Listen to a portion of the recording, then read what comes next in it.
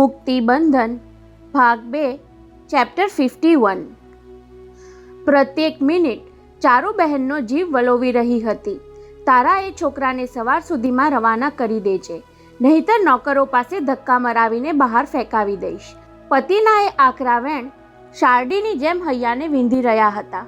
10:15 વાગ્યે ફોન મૂક્યા પછી ક્યાંય સુધી એ સુનમુન બેસી જ રહ્યા હતા, જાણે આ ઘર, કુટુંબ અને 37 વર્ષના ક્રૂર સંસારના અંજળ ખૂટવા આવ્યા હોય એવું પ્રત્યેક પળે મહેસૂસ થયા કરતું હતું।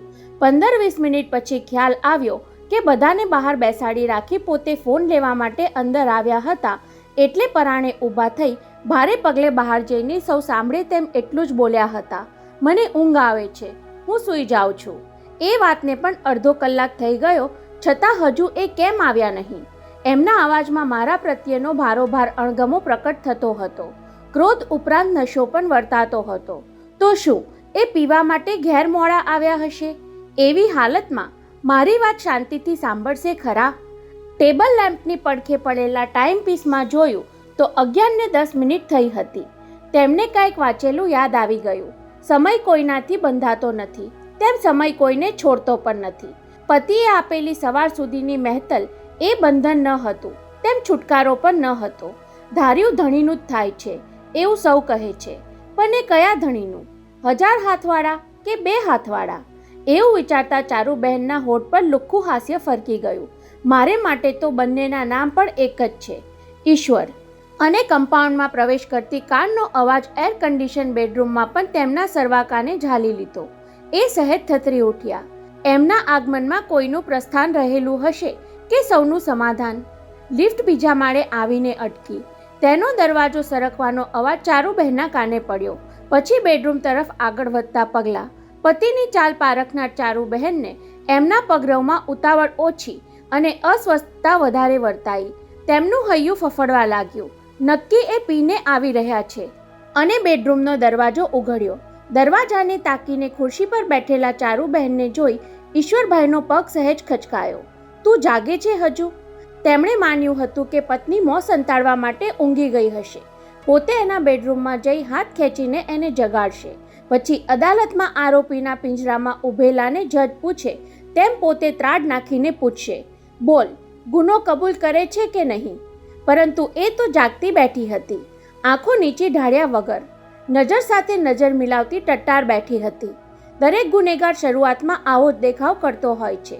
ઈશ્વરભાઈએ અંદર દાખલ થઈ જાતને સમજાવ્યું, પછી દયાની ભીખ માંગે, ગુનો માફ કરી દેવા માટે આજીજી કરે અને આંસુ સારવા માંડે। મને એમ કે તું ઊંઘી ગઈ હોઈશ। પત્નીનું મૌન અકળ લાગ્યું એટલે તેના તરફ પીઠ રાખી પોતે જ ફરી બોલવું પડ્યું। જ્વાળામુખી ભીતરથી ગમે ત્યારે ધૂંધવાતો હોય છતાં મુખ ફાડીને ઉછળવા માટે ઉકળતા લાવાએ થોડી વાર તો વલોવાવું જ પડે છે। આજ સુધીમાં એવું બન્યું છે ખરું કે તમે રાત્રે ઘેર આવો ત્યારે હું ઊંઘતી હોઉં? પતિની પીઠને તાકી રહેલા ચારુબહેન નરમ સ્વરે બોલી ગયા, બહુ મોડા આવો અને ઊંઘ આવી ગઈ હોય તો પણ તમારો પગરવ સાંભળીને જાગી જતી હોઉં છું, એ તમે ક્યાં નથી જાણતા? સાલી હવે પતિવ્રતાનો પાઠ ભજવવા લાગી, થોડી વાર પછી તો પગે પડી જશે। આમ વિચારતા ઈશ્વરભાઈ પલંગ પર તૈયાર રાખેલા સિલ્કના પાયજામાનો નાઇટ ડ્રેસ લેવા માટે થોડું ઝૂક્યા તો ખરા, પણ તેમનો હાથ સહેજ ખચકાયો। કેમ જાણે પત્નીએ હાથ લગાડેલા વસ્ત્રો અસ્પૃશ્ય બની ગયા હોય। લઈ લો ઈશ્વર, ચારુબહેને જુદો જ અર્થ કરી ગદગદ અવાજે કહ્યું। ઉત્તર ક્રિયા પતી ગયા પછી રેશમી વસ્ત્રો પહેરવામાં બાદ નહીં, ત્યારે ઝપાટ મારીને નાઇટ ડ્રેસ ઉચકી લેતા ઈશ્વરભાઈએ ઝાટકા સાથે પીઠ ફેરવી, એટલા માટે કે બોલતા બોલતા તેમના જડબા ભીસાયા। તારા પહેલા ખોળાના દીકરાના ભગવા ઉતરાવી રેશમી વસ્ત્રો પહેરાવી તે એને સંસારી બનાવી દીધો, પછી હવે કઈ વાતનો બાદ રહ્યો તારે? કહેતા એ કપડાં બદલવા બાથરૂમ તરફ જવા લાગ્યા।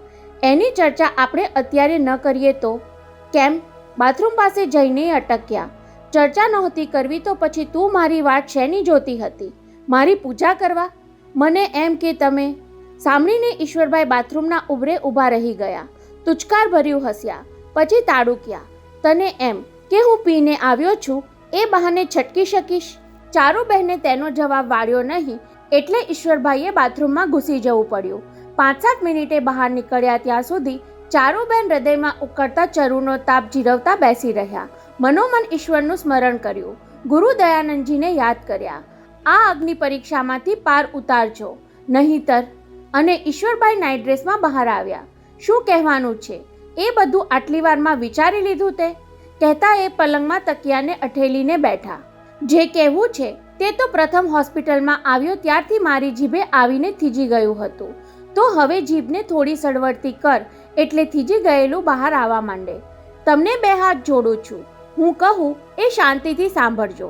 સાંભળીશ, બરાબર સાંભળીશ, પરંતુ શાંતિથી નહીં, ઉદ્વેગથી, અજંપાથી, પીઠમાં ભોકાતા ખંજરની કાળી પીડા સાથે સાંભળીશ. તમે જેને મારા પહેલા ખોળાનો કહ્યા કરો છો એ પ્રથમ માત્ર મારો જ નહીં, તમારો પણ પુત્ર છે. નહીં. આંચકો લાગ્યો હોય તેમ ત્રાડ નાખતા ઈશ્વરભાઈએ સફાળા ઊભા થઈ બંને હાથની મુઠ્ઠીઓ પત્ની સામે ઉછાળી.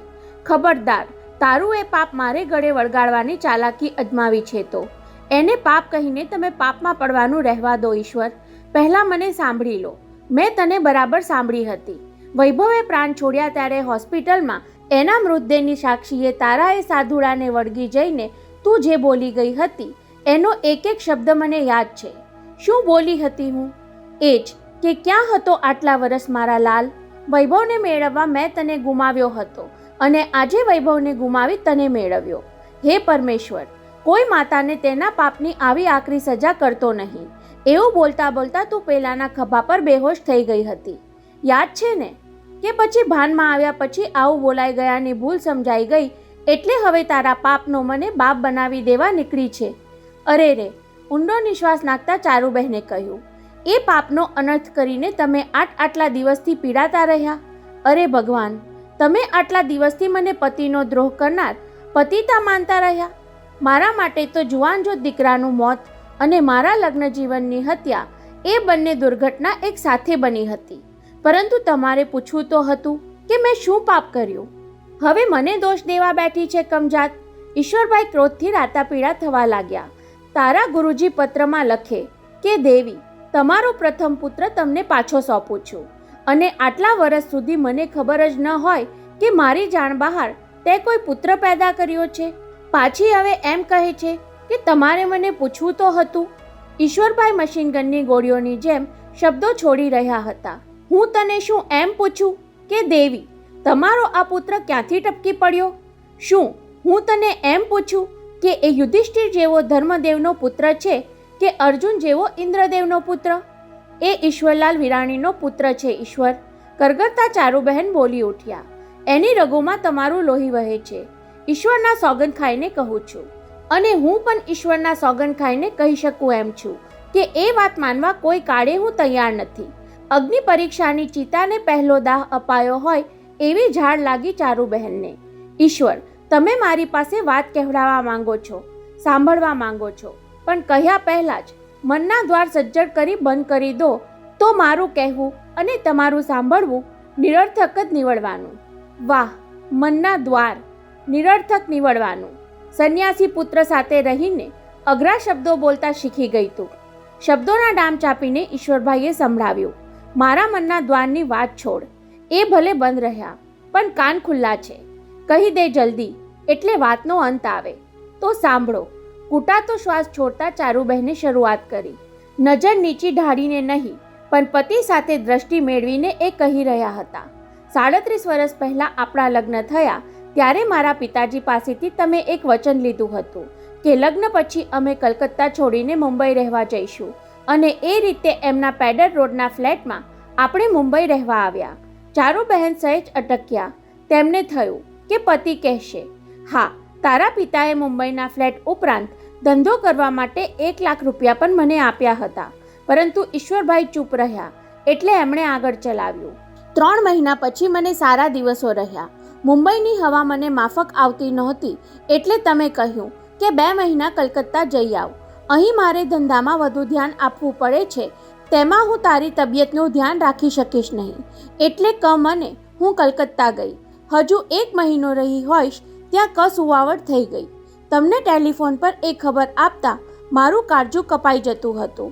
બાળક માટે આપણે સાથે મળીને કેવા તર્ક કર્યા હતા.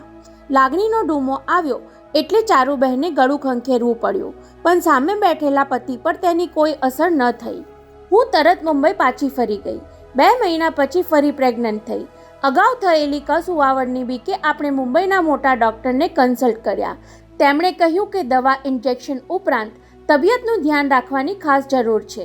3 મહિનાની પ્રેગ્નન્સી દરમિયાન ગર્ભ બરાબર બંધાય પછી રિસ્ક ઓછું ગણાય.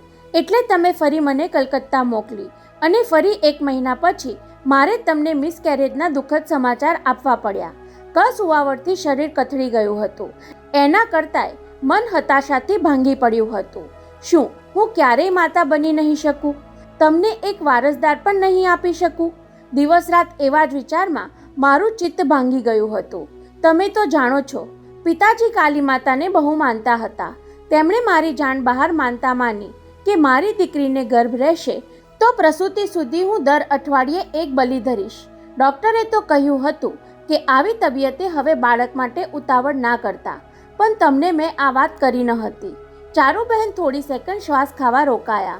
ડૉક્ટરની મનાઈ છતાં હું ફરી સગર્ભા બનવા અધીરી હતી. 24 કલાક મારી દ્રષ્ટિ સમક્ષ બાળકનું મુખ તરવર્યા કરતું. મારું બાળક જન્મ લેવા માટે તરફડે છે, ચીસો પાડે છે. એવા ભણકારા સાંભળીને હું ભર ઊંઘમાંથી સફાળી જાગી ઉઠતી. ચહેરો પસીનાથી રેબઝેબ થઈ જતો.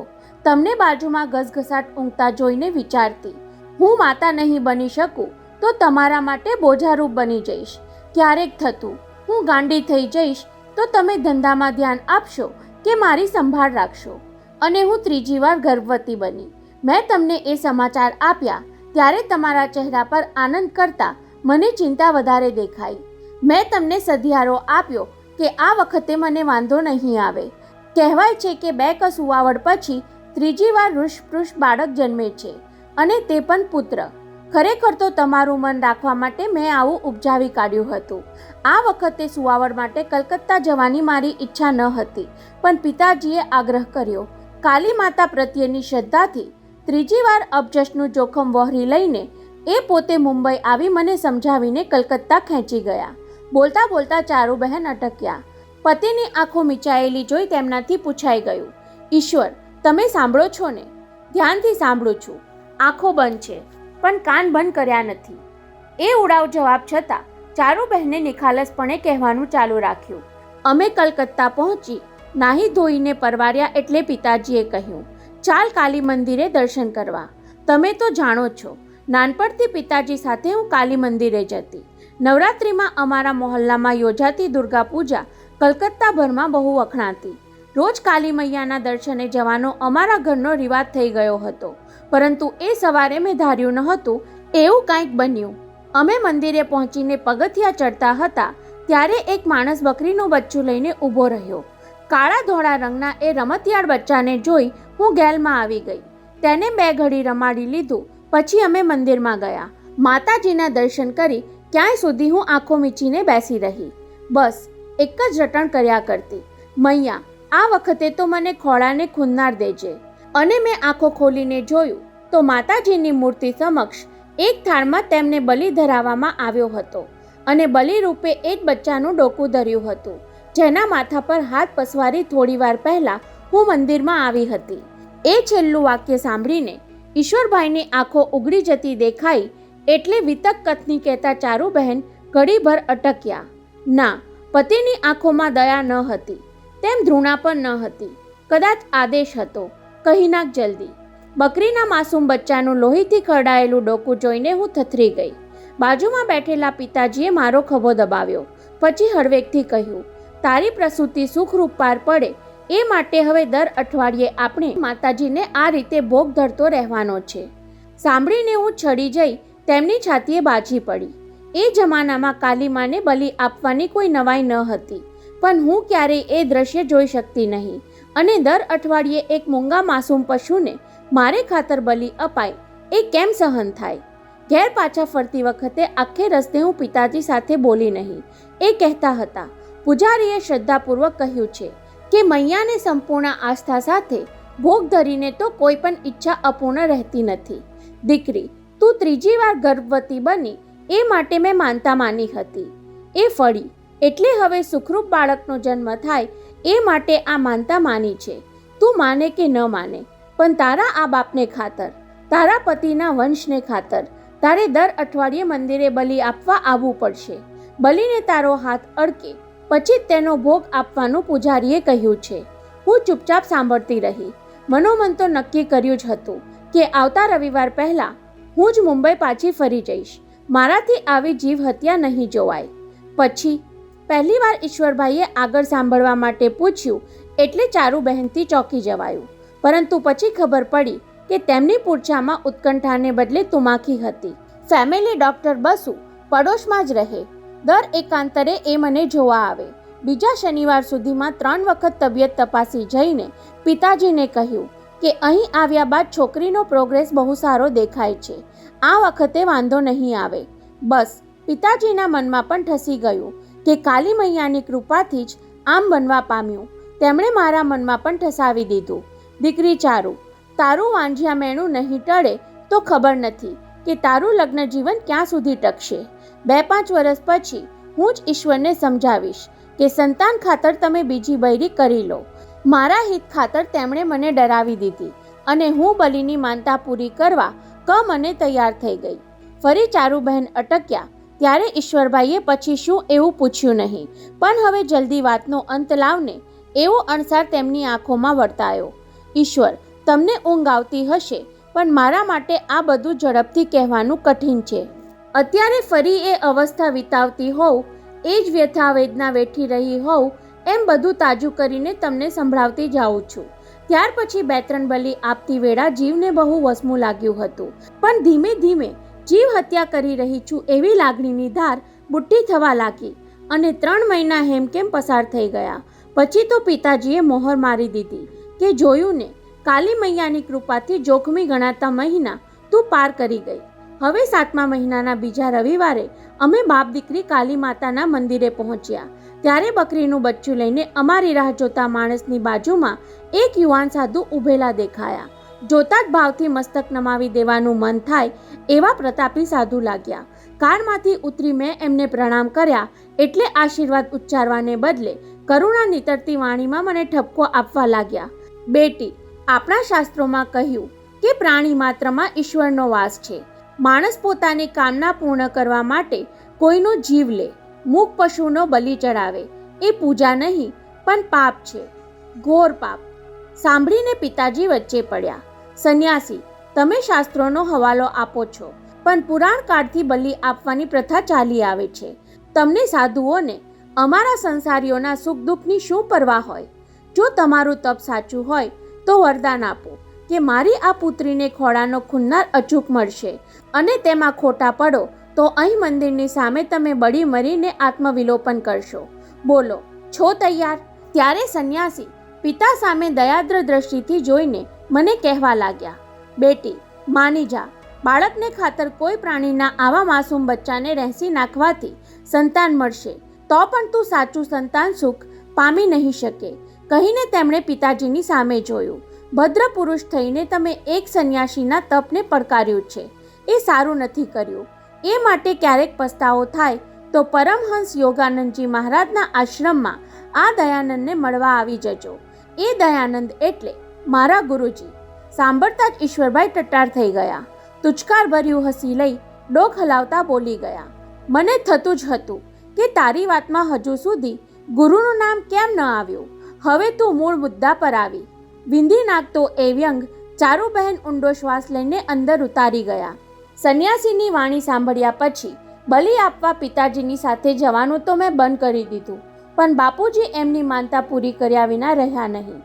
ત્યાર પછી અધૂરા મહિને સુખરૂપ પ્રસૂતિ તો થઈ, પણ બાળક નબળું જન્મ્યું. સાવચેતી ખાતર પિતાજીએ મોટી હોસ્પિટલમાં પ્રસૂતિ કરાવી હતી, એટલે ત્યાં ઇન્ક્યુબેટરની સગવડ હતી. બાળકને બચાવી લેવા તરત જ ઇન્ક્યુબેટરમાં મૂકી દીધું.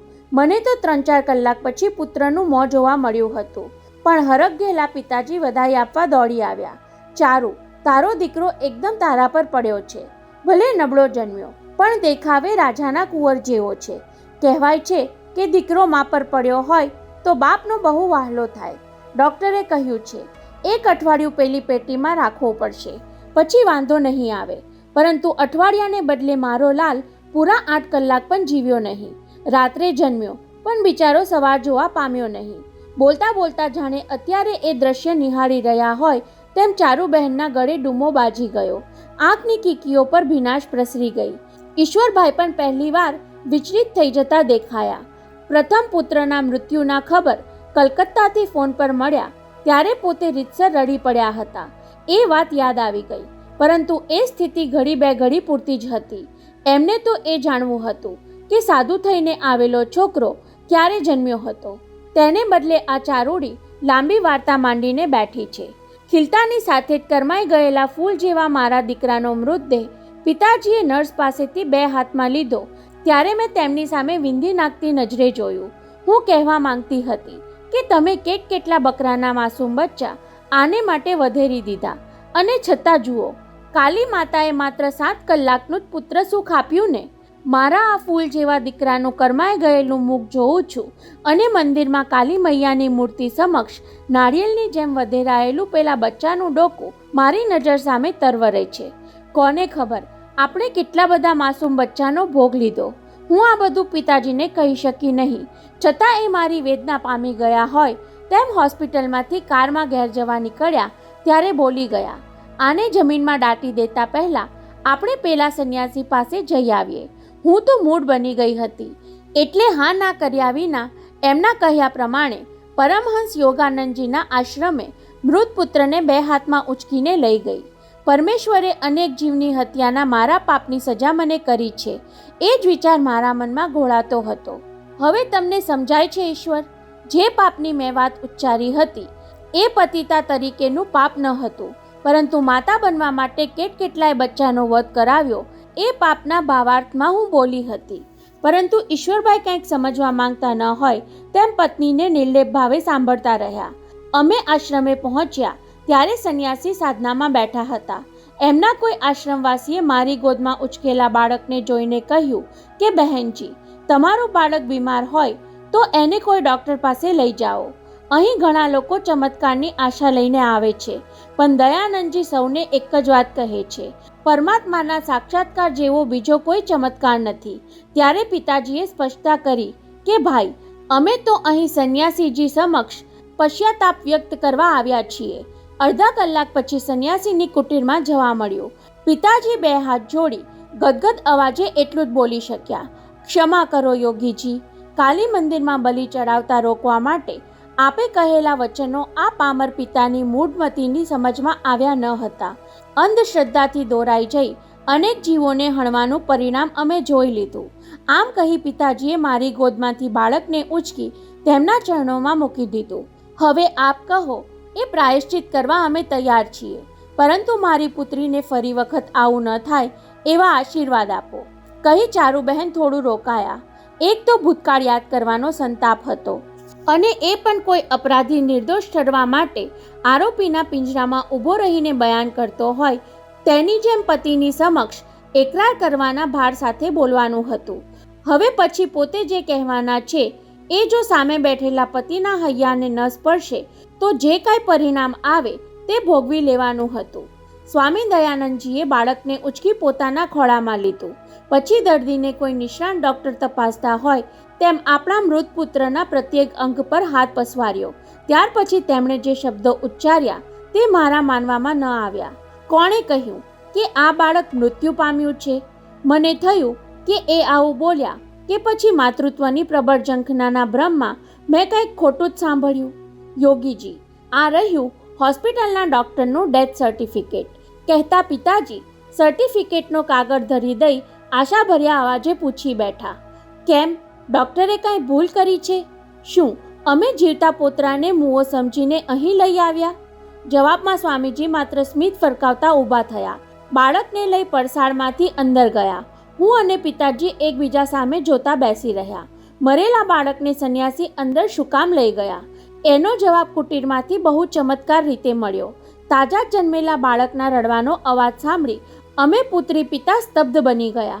માનવામાં આવતું ન હતું, છતાં જોર જોરથી રડતા બાળકના રુદને મારા માતૃત્વને ઢંઢોળ્યું. મારી છાતીમાં દૂધ ઉભરાવા લાગ્યું. હું સફાળી ઊભી થઈ ગઈ.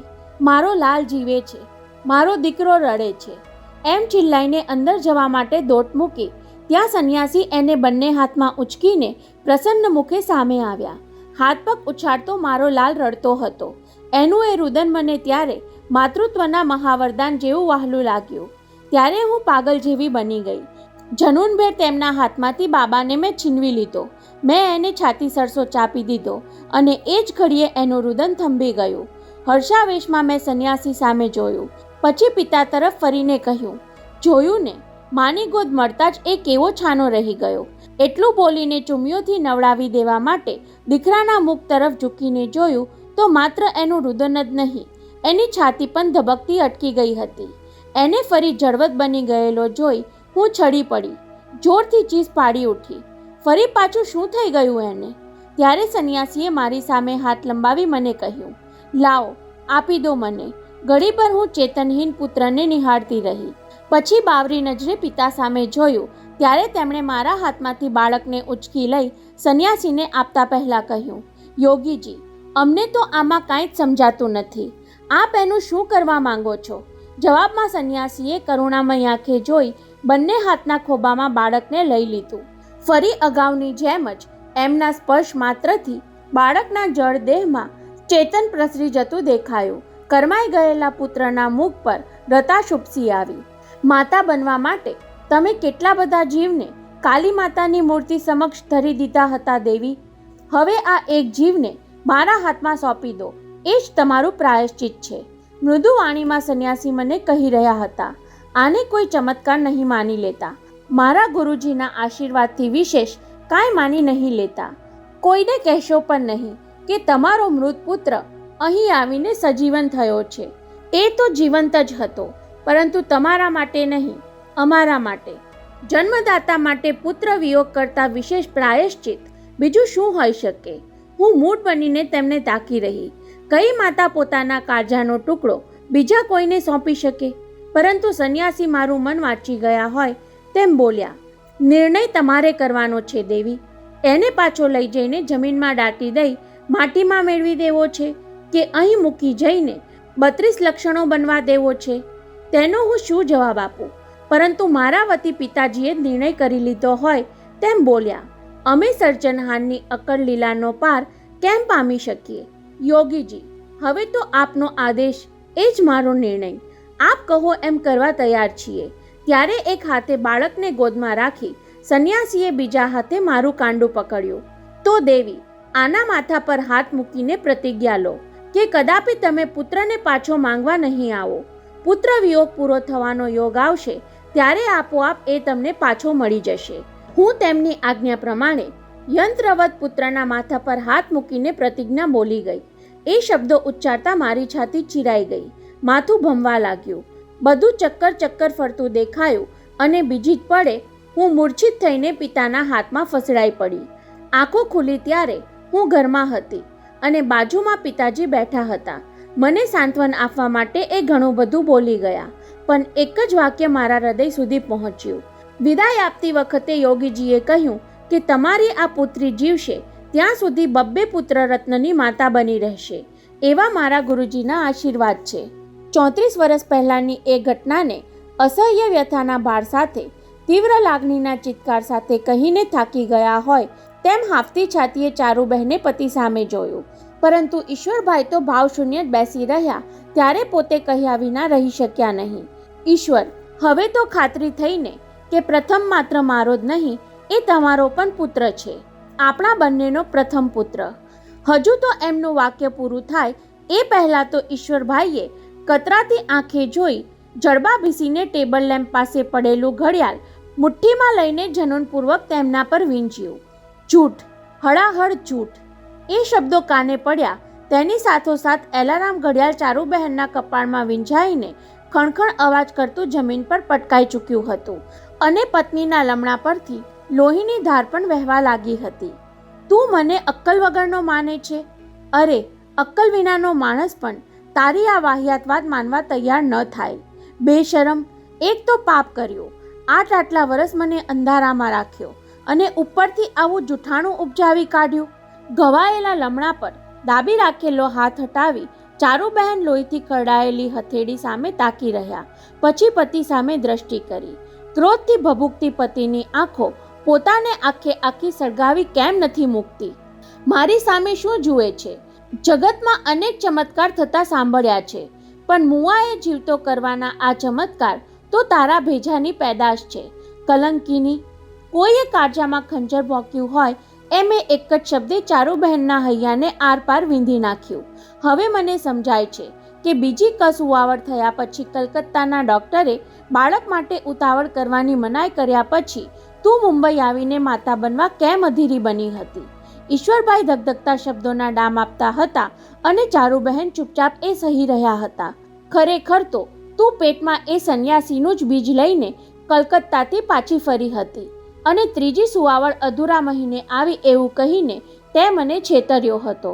તારો એ દીકરો 9મા મહિને જ જન્મ્યો હતો અને તેને મૃત પામેલો જાહેર કરી તારું પાપ તું એને સોંપીને પાછી મુંબઈ આવી હતી. પશ્ચાતાપ, ચમત્કાર, પ્રતિજ્ઞા, પુત્રવિયોગ એ બધા શબ્દો તારા પોતાના નહીં, પણ તારા એ પાખંડી ગુરુજીના જ હોઈ શકે. ફાટી આંખે સાંભળતા ચારુબહેન લોહીથી ખરડાયેલી હથેળી આડી ધરીને પતિને બોલતા રોકવા માંગતા હતા, પણ ઈશ્વરભાઈના મુખમાંથી ભભૂકતા લાવા રસને એ રોકી શકે તેમ ન હતા. હવે સમજાય છે કે સવારે ઉઠીને તારા એ ગુરુજીની પૂજા કરવાનું તું કેમ કદી ચૂકતી ન હતી. હવે ખ્યાલ આવે છે કે વાત વાતમાં એ પાખંડીને મળવા માટે કેમ દોડી જતી હતી. તું એને વશ થઈ ગઈ હતી. તેણે તારા પર ભૂરકી છાંટી હતી. તું એ પાખંડીનું કહ્યું સાંભળતી હતી અને એનું બોલ્યું બોલતી હતી. નહીં ઈશ્વર, આવું નહીં બોલો. ચારુબહેન બંને હાથ જોડી કરગરવા લાગ્યા. તમે કહો એના સોગંદ ખાઈને કહું છું કે મેં તમને કહ્યું એનો અક્ષરે અક્ષર સાવ સાચો છે. મારા પિતાજી તેના સાક્ષી હતા. વાહ, જેમને મરી ગયાને વર્ષો થઈ ગયા એમને તું સાક્ષી રૂપે રજૂ કરે છે. વિકરાળ ચહેરા પર વિકૃત હસતા ઈશ્વરભાઈ તાડુક્યા. હવે હું તારી કોઈ જ વાત સાંભળવાનો નથી. જા, મારી નજર સામેથી હટી જા, નહીતર કદાચ મારા હાથે તારું ખૂન થઈ જશે. છતાં ચારુબહેન બેઠા રહ્યા એટલે ઈશ્વરભાઈએ જનૂનભેર ઊભા થઈને પત્નીને બાવડેથી પકડી ખુરશીમાંથી ખેંચીને બાજુના બેડરૂમ તરફ હડસેલો મારતા ત્રાડ પાડી. જા, જા અહીંથી.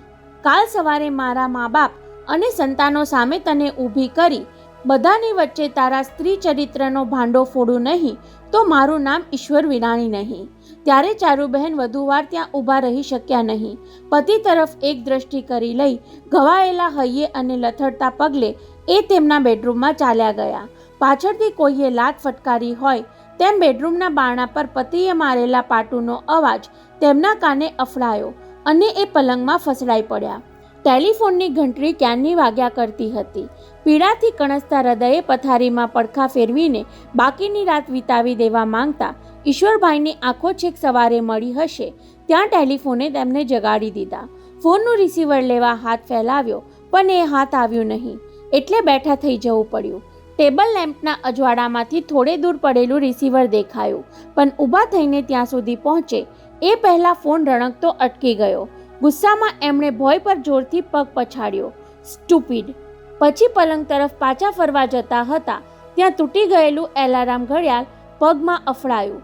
કમબખ્ત કહી તેમણે મધરાતે પત્નીને હડસેલો માર્યો હતો એવા જ ખુન્નસથી ઘડિયાળને પગનું ઠેબું મારી દીધું.